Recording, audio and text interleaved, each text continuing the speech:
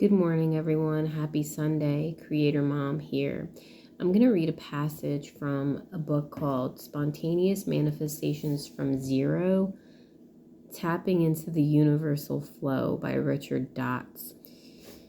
He says, before I became a conscious manifester, I erroneously thought that the way to get whatever I wanted in life was to strive, quote unquote, and work hard, quote unquote, for it. Hence, I saw physical action and effort as the only way out.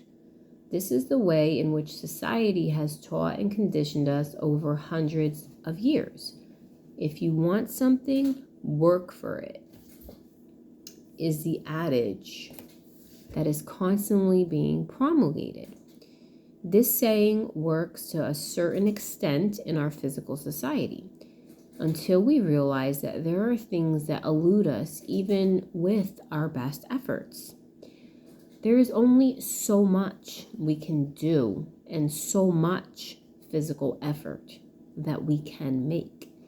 In other words, there is a limit as to how much we can physically do before we reach the point of exhaustion. It's so funny because weeks ago I made a video in regards to this, but I don't think I ever uploaded it. And here I am reading this, and I'm like, oh wow, it's just like, it is what I wanted to share. Just about how, we're born into this flesh, and we're born into the flesh system that teaches us these things. It doesn't teach us of our spirituality, which I think is like the way that it's designed to be, honestly. And then when you're born again, or when your new man or your spiritual awakening happenings, you discover that, oh wow, I have a whole other part of me that I can actually operate in, that is in the Bible, called the new man. And then you put off the ways of the old man, you know what I'm saying? And you walk according to the ways of the new man. And this is what I believe that he is talking about. So he says the easier and more counterintuitive way is to do the inner work necessary using our inner focus. Notice how this contrasts with the earlier approach. When we attempt to use our physical strength and physical efforts, we do the outer work that we think has to be done. We attempt to go out into the world and change the conditions out there to suit us. However, when we do the inner work necessary, we do none of that. Instead, we quiet our minds and go into the calmness, and peace within.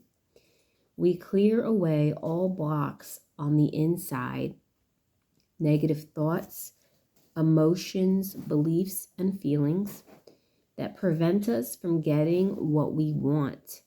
We become very still and very clear on what it is that we want. I have just recently heard of and been presented with something called internal family systems therapy. If you're watching this video, you may have probably heard of it. IFS is what they call it. And I'm thinking that this, what is the word I want to use?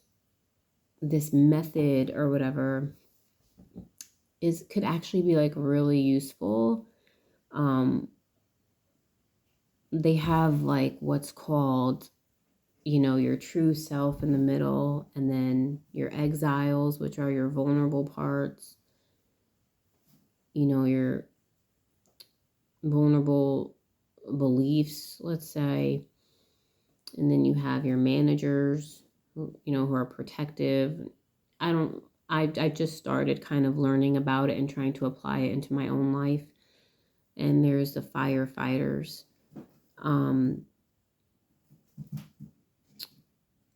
Maybe they try to protect you also from experiencing the pain of your exiles. Well, anyways, what I was just trying to say is I think that this type of therapy and this type of inner work could also be helpful in doing this type of work too. Like, I think it goes hand in hand to help you to identify, like, what are some of my core beliefs or vulnerable beliefs that are in there that could be blocking me from essentially being who I want to be, or getting where I want to go. So he says the most amazing thing happens when we reach that state of inner clarity.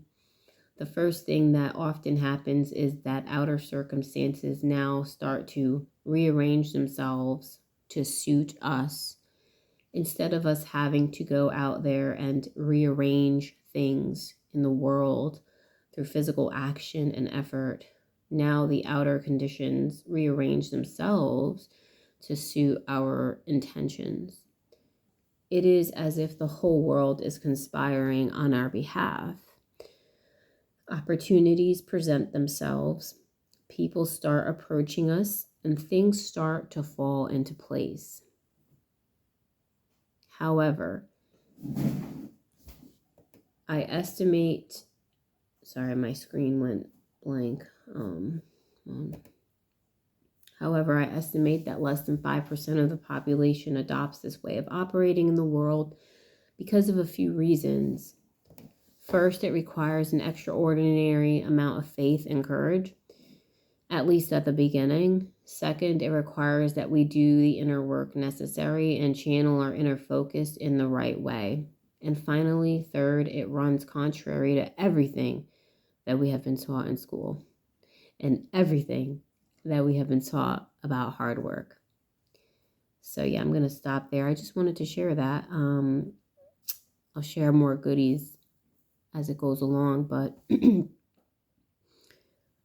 I feel like this also kind of bounces off my previous video about no one's going to come to save you.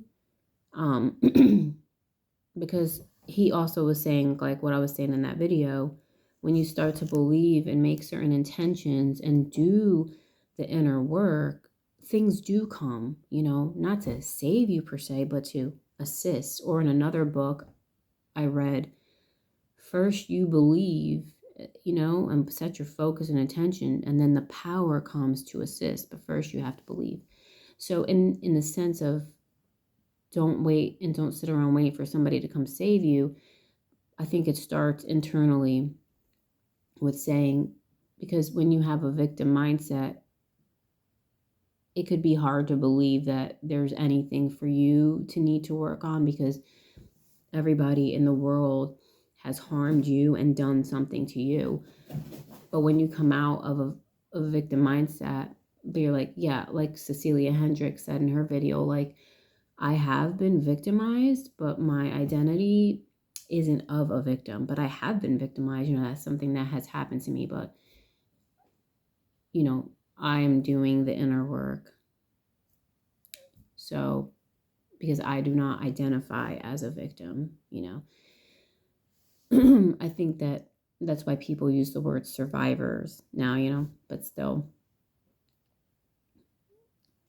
I don't know if I'd want to identify with the word survivors either. I mean, I'd rather say something like, I have been victimized, yeah. And I want to make sure that in a relationship aspect, that never happens to me again. Or, that when I do identify flags, that I have the appropriate strength to leave the situation immediately. Strength and resources, right? And I was thinking also today that, like, about having healthy relationships, and I was thinking about how, like, when the self, because I was reading this question on the IFS pamphlet, it said something like, how do you go about making sure you nurture the self, nurture yourself, And I think that this is so good to focus on ways that you can nurture yourself, because I feel like the more you nurture yourself and love yourself and give unto yourself and learn about yourself, the stronger the self becomes.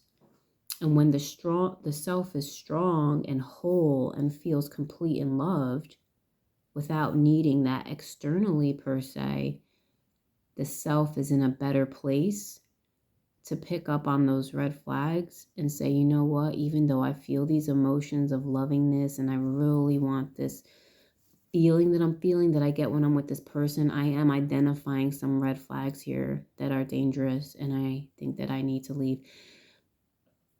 But if the self is not strong and the self is still wounded and the wounded self is propelling and, you know, in charge of everything, I think that that's where, when you're in a relationship and it feels loving but the red flags are there, you will be you'll be more likely, I think, to ignore those red flags because this feeling of love is so good. You don't give a fuck about the red flags, you know.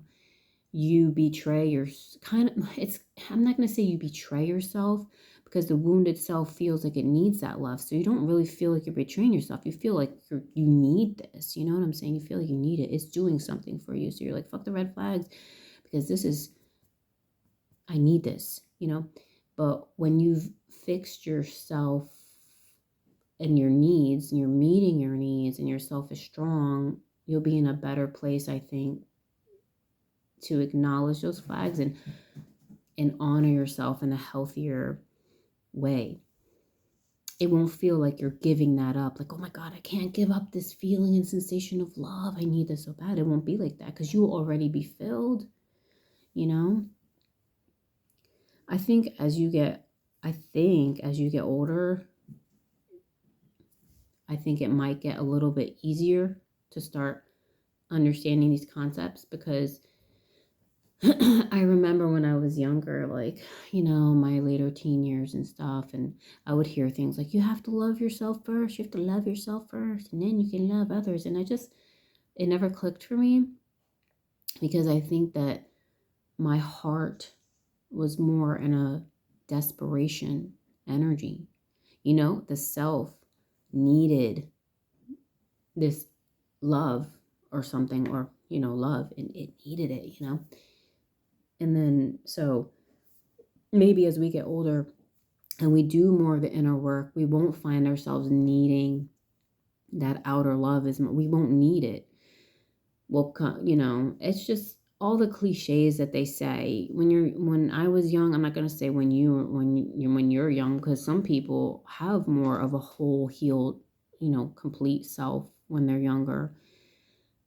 So, but yeah, for me, I couldn't really see that, I don't think. But when I had my awakening, when I got born again in 2008, I was more like, I could feel it. Like I could feel God's love for me and I could feel love in myself. You know, I didn't feel like I needed it so much from the outer, you know, outer world. So, but that was just the beginning, you know, of the journey. Anyways, have a great Sunday.